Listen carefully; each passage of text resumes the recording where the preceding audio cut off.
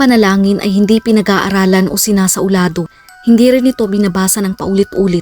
Hindi ito galing sa memorya, kundi galing sa puso. Ang Espiritu Santo ang nagtuturo at gumagabay sa atin kung paano magdasal. Siya ang naglalagay sa puso natin ng mga salita at hiling na dapat nating sabihin sa Diyos. Roma 8:26-27. Gayon din naman, tinutulungan tayo ng Espiritu Santo sa ating kahinaan. Hindi tayo marunong manalangin ng wasto.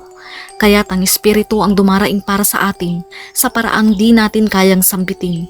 At ang Diyos na siyang nakakasaliksik sa puso ng tao, ang siyang nakakaalam kung ano ang kalooban ng Espiritu, sapagkat ang Espiritu ang namamagitan para sa mga hinirang ayon sa kalooban ng Diyos. Ang tunay na pagdarasal ay pagbubukas ng puso mo sa Diyos. Hindi mahalaga kung gaano kaganda ang sinasabi mo. Ang mahalaga ay kung ano ang nasa puso mo. Kapag nasa atin na ang banal na Espiritu, malaya tayong magdasal. Hindi na tayo limitado sa mga salitang nakasulat. Malaya tayong makipag-usap sa Diyos mula sa puso sa paraang personal. Kung magtitiwala tayo sa Espiritu Santo, siya ang magtuturo sa atin kung paano magdasal ng may kapangyarihan at katotohanan.